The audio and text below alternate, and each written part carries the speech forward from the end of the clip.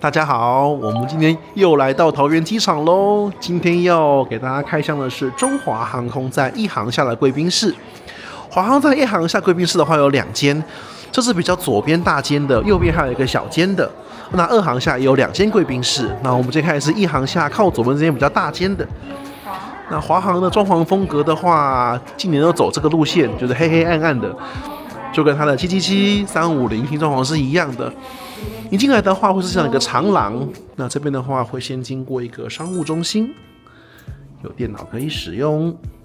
那往前走的這個長廊呢，就會經過一個等一下我進不去的地方啦，就是金鑽翡翠專區，在這邊。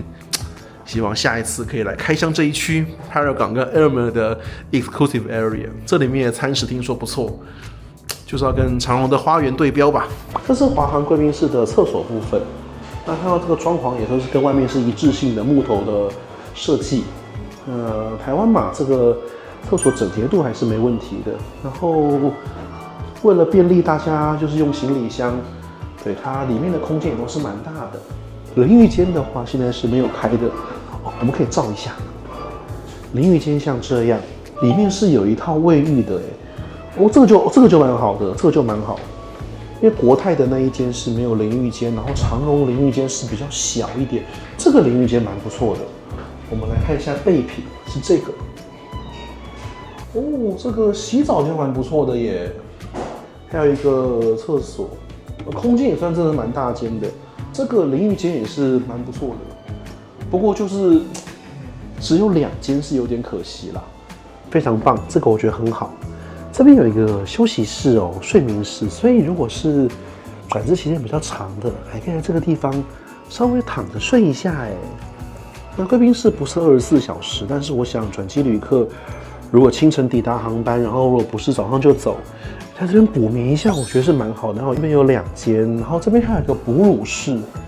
對，這邊是給媽媽用的一個哺乳室。對，我這個時間來剛好貴賓室沒人，給大家好好看一下。然後這邊還有一面鏡子，像這樣。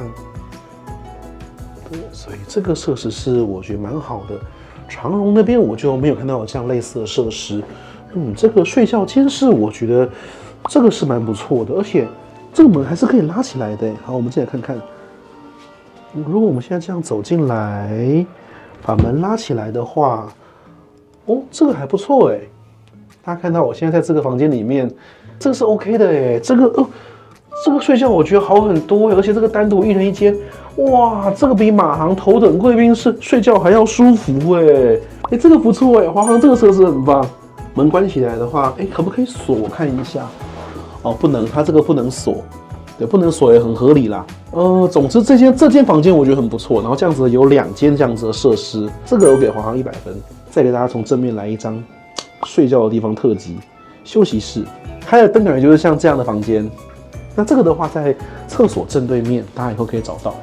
好，那我們現在來看一般區域，然後再往裡面走的話，就是這一區商務休息區了。這間貴賓室的話，經常人滿為患，不過我現在這個時段算是離峰時段，就是下午的時段。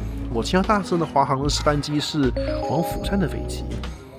大家看到現在這邊座位數是不少，但這邊尖峰時刻真的是一位難求的。上次有朋友聽說早上時間來，然後就是被要請去隔壁的貴賓室，就是那個小間的，這空間利用還是不太好。對，這個它就跟國泰這邊差不多大。想當然了，華航在這邊的航班是非常多的。我們先看這一區的西式餐點區，這邊它就有簡單的一些紅白酒。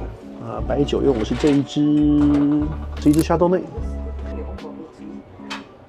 紅酒是這一支，紅白各1支，然後飲料，然後再來就是一些簡單的麵包，烤箱倒是用的不錯，烤箱是這個百慕達烤箱，這烤箱很棒，烤出來的東西很好吃。然後現在走過來的話，這邊第一個區塊是湯的區塊。今天這邊是陳皮紅豆薏仁湯，像這樣，然後這個是花東金針菇排骨酥湯，對，然後再來這邊就是有山藥卷、炸地瓜球，这個不錯，茶葉蛋、烤地瓜，然後再就是白飯。那台灣嘛，總是少不了滷肉飯的，就是一定要有筍乾扣肉飯的嘛，对不对？这是一定要有的。然後再來现煮面食區的話，我們來看一下有什麼呢？在這邊有牛肉麵，然後有肉燥麵，然後有素的，然後也有烏龍麵口味的。那餐點上當然就有老乾媽的香辣油啊、蔥啊、酸菜呀、等等配料。這邊的話就是一些冷食點心，這是海蜇皮。這間是毛豆、豬耳朵、蘇打餅乾、起司、果仁，然後在蒸籠區的話，這邊是燒麥，然後芋頭包、奶黃包、叉燒包，然後這是水果，冰箱的飲料。餐點區的話，大概就像這樣。那整體環境的話，其實這個沙發座椅我是蠻喜歡的。下午這個時間來是就比較清幽哦，白天的話真的會很可怕哦。還是有這個珍珠奶茶一定要有的，我们來跟國泰對標一下吧。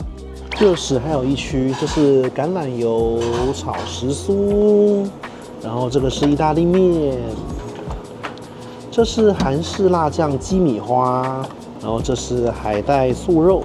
再來一定要有這個肉圓的嘛，牙齒肉圓，這跟我上禮拜再起來的 Happy Hour我吃到的一模一樣。然後再就是一堆蘸醬嘍，那我就拿點食物跟大家介紹嘍。好了，我們拿了很多食物，你看這樣是不是像辦桌的樣子啊？就我們剛剛介紹過的食物，這邊都各拿一個肉圓啊、雞米花，然後有點了牛肉麵、烏龍版牛肉麵，然後這是肉燥麵、滷肉飯，然後筍乾、豬耳朵呀、燒麥呀、叉燒包啊、海蜇皮啊，然後這個是毛豆、茶葉蛋，還有珍珠奶茶。那就到我們的品嘗時間嘍。這華航的貴賓室啊，就是那一間一航廈中間那個超級小的，千萬不要去。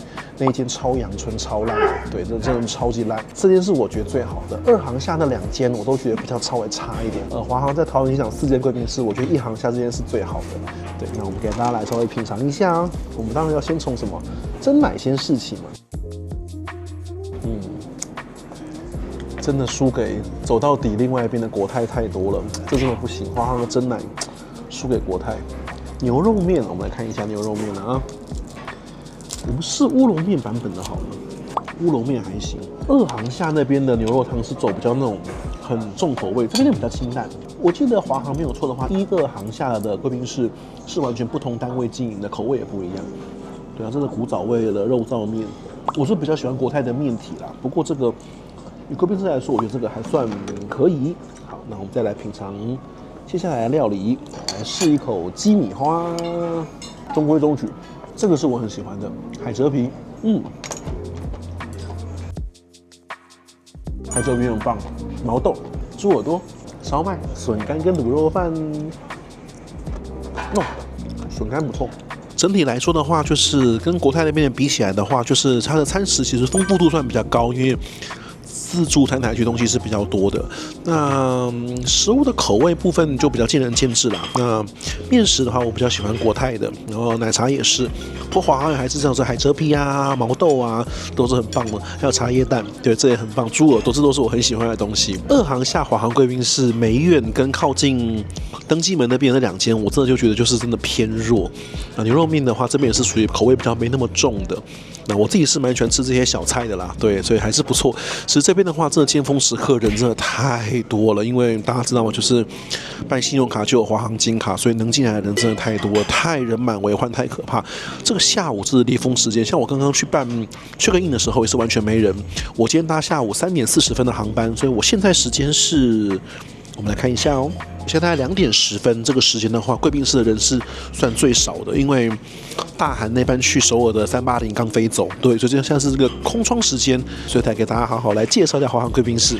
好啦，那又到了我們吃飽貴賓室的閒聊時間了。其實華航大家在網絡上面對它有這麼多的批評，就是3家國籍裡面，我想毋庸置疑，大家在網絡上面看到華航的負評是最多的。那我覺得是一種愛之深責之切啦，就是說華航其實它真的有非常輝煌的歷史，然後它成立時間也很久，那它的布局也都比長榮早很多，只是中間真的發生諸多的一連串的錯誤，除了空難的陰影之外，它的購機的策略啊等等，可能是經營不善，也有可能是政府因素，反正公股嘛，就是有各種因素，我們這邊就不探討政治問題了。总而言之，在幾個決定性的關鍵是它的敗北之處，它跟長榮最大的分水嶺就是在於長榮當時是非常早就買了波音777-300ER 這個機型作為它長程航機的主幹，所以後來為什麼美國線整個被長榮完全超越過去？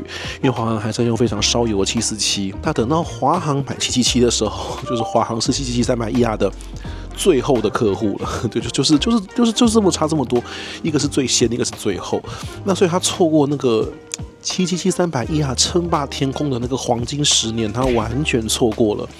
國泰跟長榮都是因為這個機型就是完全稱霸世界。那現在星宇希望似乎用359、35K 複製一樣的模式，那就看能不能成功了。因為對航空公司而言，有購買正確的機型是差別很大的。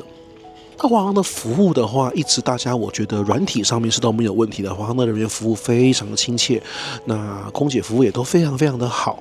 可是就是大家都被華航的330嚇怕了，因為華航的330真的就是20多年那個沒有改艙，它錯過了最好的改艙的時間。那因為台灣民航局是有限制的，飛機到一個年限就不能再飛了，所以它錯過那個時間之後再改艙就沒意義了，因為改完艙那剩下能飛的時間也不多了，所以華航就選擇就是對擺爛，就是擺爛，擺到它退役為止。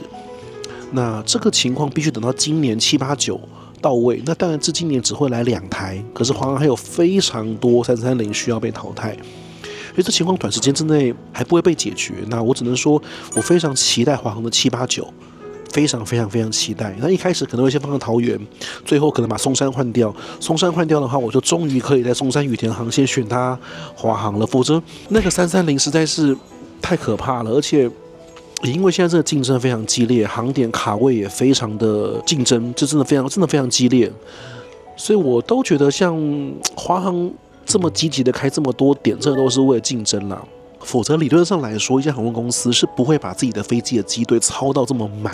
因為華航為了開西雅圖，所以359的這個飛機的這個運能啊，真的是我覺得突破天際，完全沒有任何備用機，很可怕。所以我們今天錄影的時間是2025年3月23，那就在農曆年過後這2-3個月裡面，其實真的慘況非常多。因為它359現在是100%在運作，完全沒有任何的容錯率，所以只要任何一台359壞掉，它就很慘。可是359飛的航線裡面，美國跟歐洲330飛不了，所以只能犧牲330能飛得到，但是拿359飛的紐澳航線。所以真的很慘，真的是很慘。那個330的可怕程度，如果搭到紐澳，真的是會瘋掉。當然，華航有給一些里程的一些補償啦，但是我覺得那個觀感跟那個種下的負面的評價是烙印在人心，非常嚴重，就是一個形象的一個大毀滅。我覺得這一點是非常可怕的，就是你可能買過一次359，被華航換成330，我覺得短程區域線就算了，因為短程區域線，我想各家都會有 EQV 的狀態。你今天講國泰，當然一堆大板凳啊，可是國泰不會拿大板凳叫你做到歐美澳長程線，不會。商務艙的話，國泰不會拿大板凳飛長程線的，可是華航330會，它會拿來飛澳洲，很可怕。因為華航那個大板凳根本就連躺都不能躺，而且它下面還有個那个金屬的一個腳靠，我立起來也不是，不立也不是，因為立起來我的腿被擋住，我膝蓋只能彎曲。那不立起來的話，我的腳下面就有一塊很硬的金屬鐵片在腳下面。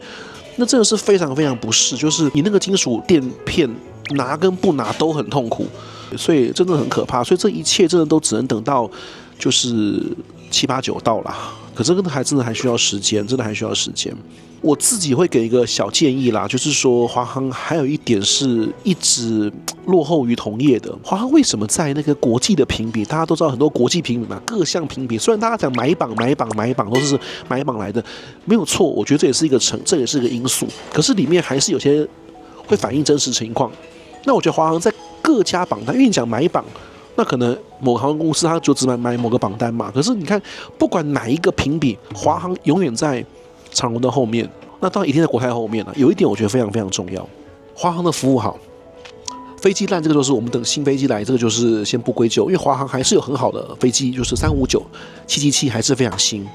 但有一點是華航現在立刻能改善它卻多年來都不做的事情，就是酒單。華航的酒單非常非常非常弱，不管是機上還是貴賓室都很弱。你看我剛剛帶大家看那個貴賓室的那個紅白酒，真的你說跟長榮比、跟國泰比，真的是差一大截。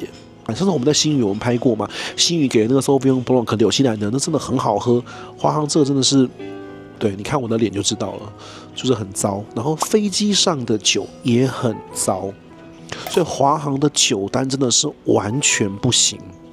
這一點我就想不透了，是華航不想做外國人生意，只想做台灣人生意嘛？這我就想不透，因為對歐美人士而言，這個酒單是非常重要，甚至超越食物。所以有一個好的酒單，我覺得是成為國際航空公司，而且評比要前面是一個非常必要的因素。但是華航這一點非常非常的弱，但它的餐食是好吃的，所以不喝酒的，比如說那天我在蠻多國外，我都會聽到別人說啊，華航好好吃哦。然後甚至還會有人特別來桃園機場轉機的時候，很期待吃華航或長榮的貴賓室食物。我覺得是合理的。為什麼？因為大家都知道嘛，台灣食物本來就好吃，對這個我們很自豪的。我們是因為我們吃習慣了，我們不覺得它厲害，所以我們台灣人可能覺得日本東西很好吃。可是其實對外國人而言的話，台灣食物是好吃的。貴賓室這些餐點啊，還有華航機上餐點，都是被大家認可度其實蠻高的。那尤其華航現在聯名款陽明春天啊，這個素食，其實真的坦白講，華航現在區域航線、長程航線上面商務艙的餐食是比長榮好吃的。最近幾個月回報出來的狀態，大家網絡上評比，長榮餐食是最難吃的，星宇跟華航都好吃。星宇那個胡同燒肉啊，華航聯名款什麼的，長榮的有幾餐就是有人甚至寫說，你如果沒有預點鼎泰豐或吃鼎泰豐就不用吃了，就機上餐就只有那個鼎泰豐的雞湯跟小籠包還維持原樣，其他東西都現在很難吃。但是真的酒單華航真的完全不行，所以要加油。對，我想我們台灣大家對華航都期待很高啦。對啊，金鑽區、翡翠區那邊好像就是還有一些什麼海鮮粥啊，一些厲害的東西。不過因為那邊我就還沒有機會去，說不定哪位大大現在帶我去那邊，我們再拍攝一期金鑽翡翠特輯。對，或者找個朋友一起去，找個有華航金鑽或翡翠的。那這一塊空間配置也是很有問題啦。對，像這邊也是華航被隔2區 ，PP 也被隔2區。我實在是不懂，明明就可以互換位置。好了，我可能不熟，所以我不知道各種理由。可是我外行來看，我就覺得，那為什麼不互換一下位置，讓大家的區塊連在一起？那不是更好使用空間嗎？我就覺得非常的奇怪了，我就覺得非常的奇怪。對啊，那長榮花園我給大家開箱過了，國泰我也都開過了，所以桃園機場的航空公司貴賓室我就剩下一間了，剩新加坡航空。下次有機會再拍。這就是在桃園機場第一航廈華航主場的貴賓室，也是我覺得華航在桃機4間貴賓室裡面最好的一間，餐食非常不錯，像剛剛吃的那些海蜇皮啊、豬耳朵啊都很好吃。對，但是麵食類跟珍珠奶茶，我覺得就輸給國泰了，而且那個珍奶真的是不太行那個珍奶真的好淡哦。國泰真的是很香又很濃，那我們就下一集貴賓室我們再見嘍。